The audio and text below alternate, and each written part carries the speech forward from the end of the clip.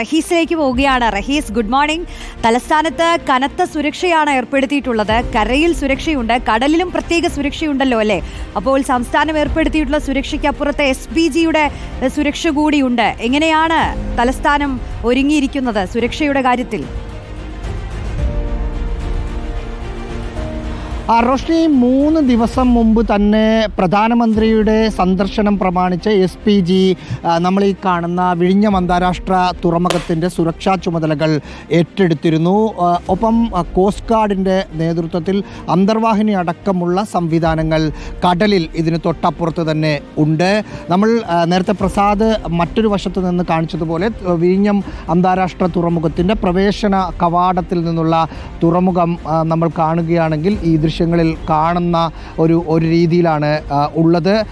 ഇതിലെയാണ് ഇന്ന് പൊതുജനങ്ങൾക്കും മറ്റു മന്ത്രിമാരടക്കമുള്ള മുഖ്യമന്ത്രി അടക്കമുള്ള ആളുകൾക്കും ഈ ചടങ്ങിലേക്ക് കയറിപ്പോകുന്നതിനുള്ള വഴി. അതിൻ്റെ തൊട്ട് മുമ്പ് വലിയ തോതിലുള്ള ഒരു പ്രചാരണ ബോർഡുകൾ, ഇത് വിഴിഞ്ഞത്തിൻ്റെ ഏതെങ്കിലും രാഷ്ട്രീയ പാർട്ടികളോ അല്ലെങ്കിൽ കക്ഷികളോ വെച്ചതല്ല, സർക്കാർ വെച്ച വലിയൊരു ഫ്ലെക്സ് ബോർഡ് കയറി വരുന്ന സ്ഥലത്ത് തന്നെ കാണാം. Welcome dedication to the nation of വിഴിഞ്ഞം international deep water multipurpose seaport 2 May 2025 എന്ന വലിയൊരു കട്ടൗട്ട് കയറി വരുന്ന സ്ഥലത്ത് തന്നെ കാണാം. ഇതിലെയാണ് ഈ മുഖ്യമന്ത്രി അടക്കമുള്ള ആളുകൾ കടന്ന് വരുന്ന വഴി. ഇതാണ് ഈ വഴിയിൽ ഇനി പ്രധാനമന്ത്രി ഹെലികോപ്റ്ററിൽ വരും എന്നാണ് നേരത്തെ നിശ്ചയിച്ചിരിക്കുന്നത്. എങ്കിൽ പോലും പ്രധാനമന്ത്രിക്ക് ഏതെങ്കിലും സാഹചര്യത്തിൽ കാലാവസ്ഥാ പ്രശ്നങ്ങളോ മറ്റോ ഉണ്ടായാൽ റോഡ് മാർഗം വരുന്നതിനുള്ള സൗകര്യങ്ങളും ക്രമീകരിച്ചിട്ടുണ്ട്.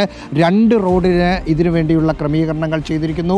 രാജ്ഭവനിൽ നിന്ന് കമലേശ്വരം വഴി വരാനുള്ള ഒരു മണക്കാട് കമലേശ്വരം വഴി വരാനുള്ള ഒരു സാധ്യത കണ്ട് ആ റോഡ് ക്രമീകരിച്ചിട്ടുണ്ട്.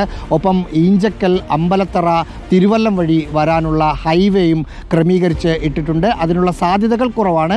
എങ്കിൽ പോലും ഏതെങ്കിലും തരത്തിലുള്ള പ്രശ്നങ്ങൾ ഹെലികോപ്റ്ററിനുണ്ടെങ്കിൽ അത് മറികടക്കാനുള്ള രീതി, അങ്ങനെയാണെങ്കിൽ ഈ വഴിയിലൂടെ ആയിരിക്കും കടന്നു വരിക. ഇതിനകത്ത് പോലീസ് സംവിധാനങ്ങൾ നമ്മൾ പുലർച്ചെ എത്തിയപ്പോൾ തന്നെ എല്ലാവിധ സൗകര്യങ്ങളും ഒരുക്കിയിട്ടുണ്ട്. 9:45 പാങ്ങോട്ടെ മിലിട്ടറിയിലെ കൊളച്ചൽ സ്റ്റേഡിയത്തിൽ നിന്ന് പ്രധാനമന്ത്രി നരേന്ദ്രമോദി നമ്മൾ ഈ നിൽക്കുന്ന വിഴിഞ്ഞത്തേക്ക് വരിക. ഇവിടെ 10:15 പ്രധാനമന്ത്രി ഇവിടെ എത്തും. ഇവിടെ എത്തിയതിനു ശേഷം പ്രധാനമന്ത്രിയുടെ ആദ്യ പരിപാടി വിഴിഞ്ഞം തുറമുഖം നടന്ന് കാണുക എന്നതാണ്. അതിനുശേഷം ഓപ്പറേഷൻ റൂമിൽ പോയിട്ട് ഇവിടെ കണ്ടെയ്നറുടെയും മറ്റും പ്രവർത്തന രീതി പ്രധാനമന്ത്രി മനസ്സിലാക്കും. അതിനുശേഷം ബെർത്തിലേക്ക് പോകും. ഇന്നൊരു കുറ്റൻ കപ്പൽ ബെർത്തിൽ വരുന്നുണ്ട്. ആ കപ്പലിനെ പ്രധാനമന്ത്രി സ്വീകരിക്കും. അതിനുശേഷം 11 മണിക്കാണ് രാജ്യത്തിന്, ലോകത്തിന് കേരളത്തിൻ്റെ സംഭാവനയായ വിഴിഞ്ഞം അന്താരാഷ്ട്ര തുറമുഖം സമർപ്പിക്കുന്ന ചടങ്ങുള്ളത്. ആ ചടങ്ങിൽ മുഖ്യമന്ത്രി പിണറായി വിജയൻ നരേന്ദ്രമോദിക്കൊപ്പം വേദിയിലുണ്ടാവുക. മുഖ്യമന്ത്രി പിണറായി വിജയൻ ഉണ്ടാവും, ഗവർണർ ആർലേക്കർ ഉണ്ടാകും, കേന്ദ്ര തുറമുഖ വകുപ്പ് മന്ത്രി സബർനാഥ് സോനോവാൾ ഉണ്ടാകും. ഒപ്പം സംസ്ഥാനത്തെ പ്രതിനിധീകരിച്ച് 3 മന്ത്രിമാരായിരിക്കും ഉണ്ടാവുക. അങ്ങനെ പ്രതിപക്ഷത്ത് നിന്ന് 3 പേരുണ്ടാകും. ശശി തരൂർ, അടൂർ പ്രകാശ്, N വിൻസെന്റ് എന്നിവരാണ് എന്തായാലും കനത്ത സുരക്ഷയിൽ തന്നെ ആ ചരിത്ര നിമിഷത്തിനായി കാത്തിരിക്കുകയാണ്. മണിക്കൂറുകളെ ഇനിയുള്ളൂ വിഴിഞ്ഞം രാജ്യാന്തര തുറമുഖം രാജ്യത്തിനായി സമർപ്പിക്കാൻ.